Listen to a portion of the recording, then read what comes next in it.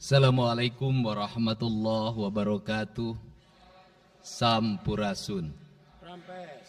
Yang saya hormati Ketua DPRD Provinsi Jawa Barat yang mulia Bapak Buki Wibawa,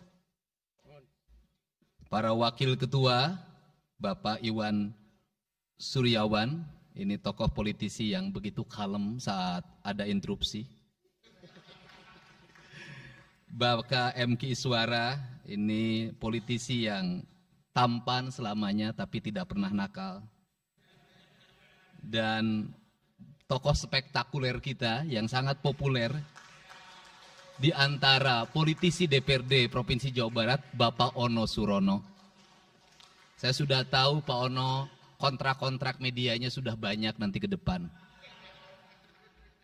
Kemudian juga Bapak ini sebentar lagi akan berangkat haji, Bapak Kiai Haji Acep Jamaluddin. Terima kasih.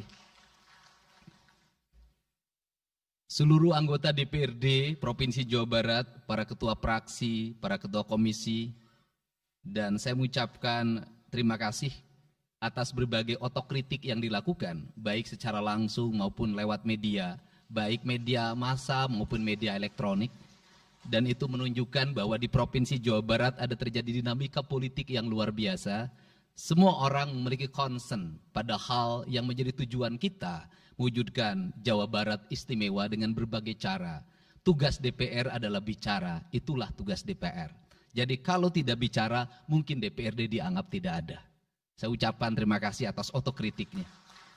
Sekretaris Daerah Provinsi Jawa Barat, kemudian yang mewakili Pangdam 3 Siliwangi, yang mewakili Kapolda Jabar, yang mewakili Kejaksaan Tinggi Jawa Barat, dan khusus untuk Kejaksaan Tinggi Jawa Barat, saya sampaikan ucapan terima kasih, rasa hormat yang tinggi kepada Kejaksaan Agung Republik Indonesia atas tindakannya melakukan penahanan dan mentersangkakan Direktur Utama PT Sritek dan salah satu mantan pejabat BJB yang sudah resign atas kasus dugaan penyimpangan kredit, yaitu menyampaikan kredit ke Bank Jabar, mudah-mudahan tidak salah, kalau salah dikoreksi, sekitar 600 miliar rupiah tanpa agunan yang memadai. Dan ini langkah taktis. Dan pemerintah Provinsi Jawa Barat melalui RUPS-nya sudah melakukan koreksi dan perubahan secara total sehingga peristiwa ini tidak akan mempengaruhi kinerja BJB. Saya ucapkan terima kasih. Dan semoga peristiwa ini tidak terjadi lagi di masa yang akan datang. Kemudian yang hormati para staf ahli, para asisten, para kepala perangkat daerah Provinsi Jawa Barat. Yang pertama, forum ini adalah forum kebahagiaan. Ada yang berbahagia hari ini, yaitu seluruh warga Jawa Barat, di mana kita bisa menyelesaikan dua agenda, yaitu agenda pengesahan raperda tentang investasi dan agenda tentang pengesahan hasil dari LKPJ. Seluruh rakyat Jawa Barat bergembira karena rencana kita dalam melaksanakan pembangunan akan berjalan dengan cepat. Tetapi barangkali para media sangat kecewa. Karena hari ini tidak kejutan-kejutan lagi sehingga viewernya mungkin agak menurun hari ini. Tetapi kita harus berkorban demi kepentingan rakyat Jawa Barat. Kita kesampingkan viewer, kita kesampingkan komen, kita utamakan kepentingan rakyat Jawa Barat. Sebenarnya konsep pidatonya sudah ada, tetapi saya mencoba menyatukannya. Yang pertama adalah bahwa kita bicara tadi tentang berbagai rekomendasi. Dan rekomendasi itu juga termasuk di dalamnya disahkannya raperda tentang investasi yang sebentar lagi menjadi perda. Apa sih yang menjadi rekomendasi? Rekomendasi pertama adalah angka kemiskinan yang masih tinggi di Jawa Barat. Tetapi saya usul pada Pak Ketua, ke depan kalau LKPJ sebaiknya para bupati wali kota diundang di seluruh Jawa Barat. Karena Jawa Barat itu pertanggungjawabannya bukan di OPD Jawa Barat. Tetapi seluruh kinerja pembangunan itu ada di Pemkab dan Pemkot serta ada di pemerintah desa. Jawa Barat tidak memiliki rakyat yang terkelola secara langsung karena seluruh pengelolaannya ada di pemerintah kabupaten kota dan pemerintahan desa. Dan saya mohon nanti dipaparkan kemiskinan yang paling tinggi dalam perspektif BPS, dalam perspektif LKPJ dan analisisnya itu di kabupaten mana, bila perlu sampai di desa mana. Kemudian angka investasi tertinggi di kabupaten mana, angka investasi terendah di kabupaten mana, infrastruktur yang berproblem di kabupaten di mana, sehingga semuanya terpetakan dengan baik, sehingga nanti kita bisa mengorkestrasi antara pembangunan Provinsi Jawa Barat, pembangunan kabupaten kota, dan pembangunan desa secara bersama-sama dan berkeadilan. Kemudian yang kedua, bahwa investasi ini menjadi aspek yang utama dalam kinerja pembangunan Provinsi Jawa Barat hari ini. Kenapa? Karena satu, angka kemiskinan kita masih tinggi. Kemudian angka kemiskinan yang tinggi di Indonesia sebenarnya juga dipengaruhi oleh jumlah penduduk yang tinggi. Sehingga persentase kecil menurut Jawa Barat, tetapi menurut nasional menjadi besar. Keberhasilan Indonesia sangat tergantung terhadap kinerja pemerintah Provinsi Jawa Barat, pemerintah kabupaten kota, dan pemerintahan desa. Yang kedua adalah pendidikan.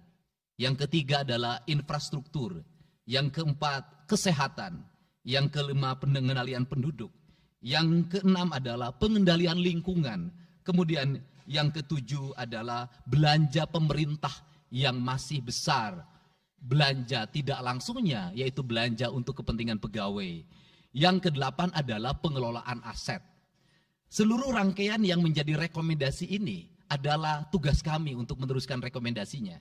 Tetapi yakinlah bahwa apa yang kami lakukan selama ini, langkah-langkah yang seringkali kontroversi, langkah-langkah yang seringkali dianggap one man show, langkah-langkah yang seringkali dianggap terlalu sendiri dan terlalu konten, sesungguhnya adalah langkah-langkah menyelesaikan ini semua. Saya memberikan contoh.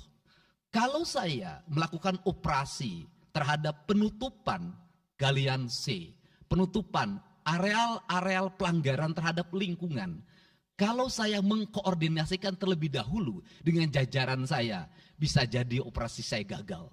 Kenapa? Karena begitu rapat, besoknya penambangnya sudah tahu apa yang akan kami lakukan. Sehingga kejutan-kejutan itu dilakukan untuk memberikan efek kejut. Dari efek kejut itu melahirkan viral. Dari viral itu melahirkan atensi yang pada akhirnya hari ini Jawa Barat seluruh penambangan liar bisa diselesaikan secara hukum dan Kapolda memberi atensi yang sangat tinggi. Hari ini Jaksa Agung memberikan perintah kepada Kejaksaan Tinggi untuk melakukan proses pidana bagi siapapun yang melakukan pelanggaran lingkungan dan memberikan kerugian bagi kepentingan masyarakat. Yang kedua, saya sampaikan juga mengenai bagaimana melakukan penanganan terhadap berbagai problem lingkungan yang terjadi. Nilai tukar petani yang menurun, kemudian musibah bencana alam yang tidak berhenti. Perlu kami sampaikan bahwa Gubernur Jawa Barat sudah mengeluarkan peraturan gubernur yang melarang alih fungsi lahan, yaitu larangan alih fungsi hutan, larangan alih fungsi areal perkebunan, larangan alih fungsi sumber-sumber pengairan, larangan air fungsi dari airan sungai, dan larangan alih fungsi pesawahan. Yang itu harus segera ditindaklanjuti oleh kabupaten kota dengan ingin melakukan perubahan lingkungan di Jawa Barat. Kemudian, masih bicara kemiskinan hubungannya dengan pendidikan. Saya sampaikan bahwa problem kita saat ini, saat pemerintah menggratiskan sekolah sampai SMA, swasta masih bayar. Maka gratis itu tidak punya makna. Saya tadi di jalan itu bertemu dengan orangnya menangis di depan saya karena seragamnya tidak bisa terbayar. Saya katakan harga seragam berapa? 1,5 juta. Saya balik, jajan anak ibu berapa? Sehari 20.000. Apa sih yang terjadi? Yang harus diperbaiki bukan hanya pemerintah, tetapi juga masyarakat harus diperbaiki. Apa yang harus diperbaiki? Ke sekolahnya harus selalu gratis, tapi biaya konsumsi anaknya selalu diikuti. Apa artinya gratis kalau bekal ke sekolah 50.000 per hari? Negara mengeluarkan biaya, tapi orang tua mengeluarkan biaya. Maka kami sudah mengeluarkan surat edaran. Yang surat edaran itu sesungguhnya sebagai upaya sistematik dan menyeluruh sampai tingkat pendidikan dasar, walaupun itu bukan kewenangan gubernur. Tetapi dari sisi surat edaran gubernur bisa dijadikan landasan bagi para bupati dan wali kota membuat surat edaran yang sama. Apa sesungguhnya yang menjadi alam pikiran saya? Alam pikiran saya, kemiskinan terjadi bukan hanya pada persoalan menurunnya pendapatan, tetapi kemiskinan terjadi yang paling besar adalah karena meningkatnya biaya hidup. Biaya hidup yang tinggi misalnya di sekolah, biaya studi tour, biaya perpisahan, biaya outing kelas, dan berbagai biaya wisudaan, itu adalah biaya yang tinggi dalam pendidikan. Untuk itu apa yang dilakukan oleh orang tua ketika membelanjakan untuk kepentingan itu?